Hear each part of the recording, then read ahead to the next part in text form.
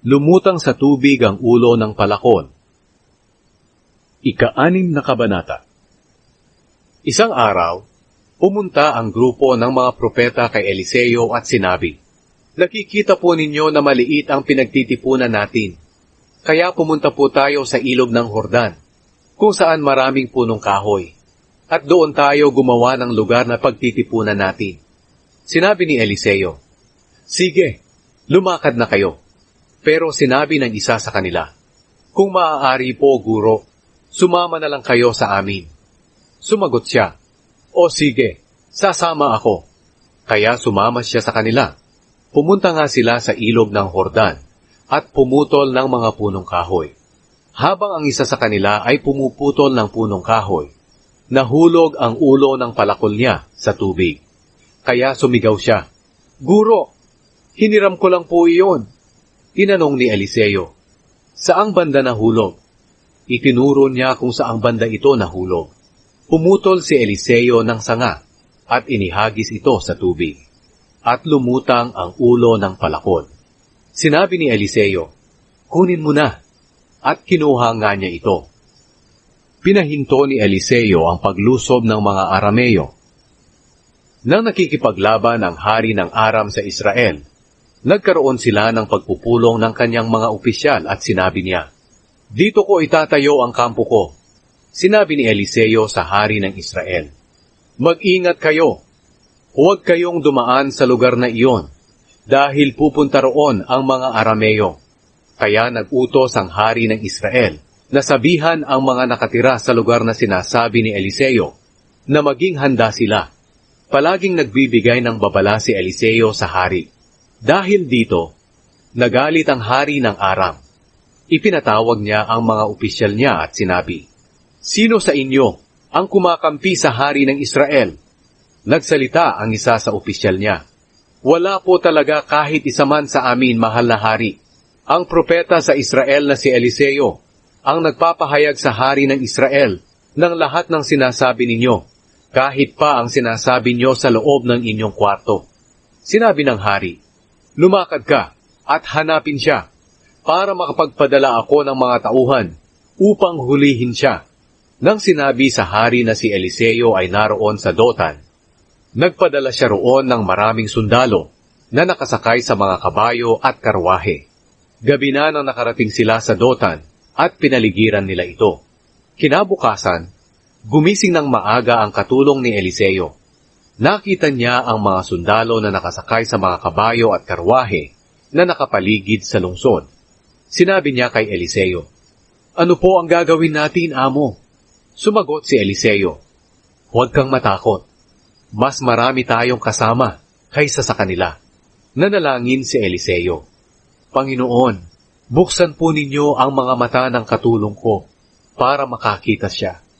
Binuksan ng Panginoon ang mga mata ng katulong, at nakita niya na puno ng mga kabayo at karwaheng apoy ang kaburulan sa paligid ni Eliseo.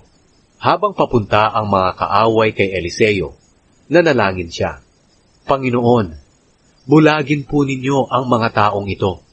Kaya binulag sila ng Panginoon, ayon sa hiling ni Eliseo.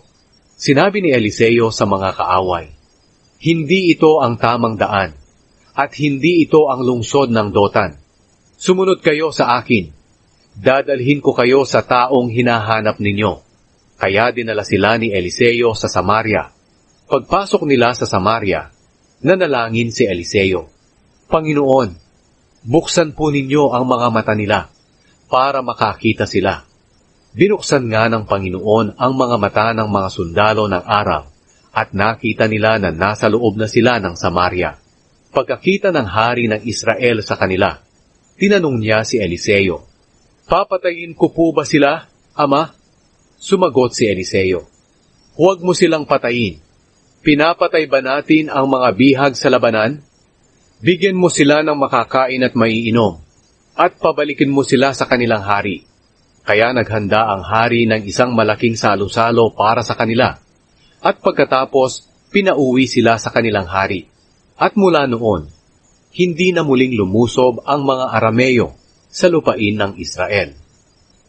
Pinaligiran ang Samaria.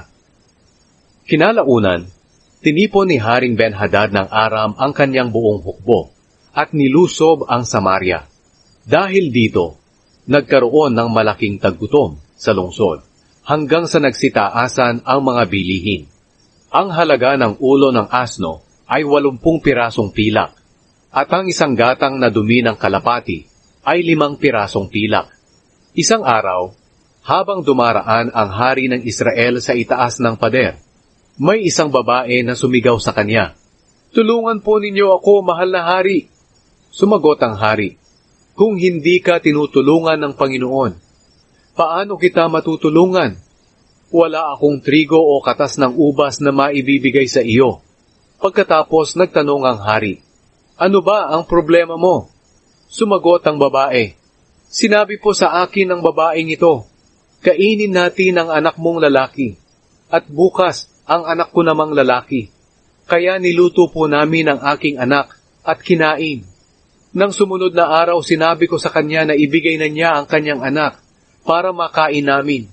Pero itinago niya ito." Nang marinig ng hari ang sinabi ng babae, pinunit niya ang damit niya sa sobrang kalungkutan.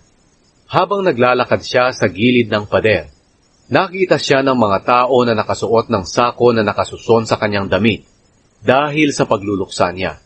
Sinabi niya, "Parusahan sana ako ng matindi ng Panginoon kung hindi ko mapaputol ang ulo ni Eliseo na anak ni Shaphat sa araw na ito." Nakaupo si Eliseo sa bahay niya na nakikipag-usap sa mga tagapamahala ng Israel nang magsugo ang hari ng mensahero para mauna sa kanya doon kay Eliseo. Pero bago dumating ang mensahero ng hari, sinabi ni Eliseo sa mga tagapamahala, "Tingnan ninyo, isang mamamatay tao ang nagpadala ng tao para pugutan ako. Kapag dumating na ang taong iyon, isara ninyo ang pinto at huwag siyang papapasukin." Ang hari mismo na kanyang amo ay kasunod niya. Habang nagsasalita si Eliseo, dumating ang mensahero ng hari at sinabi, "Ang Panginoon ang nagpadala ng paghihirap sa atin. Bakit hihintayin ko pa na tumulong siya?"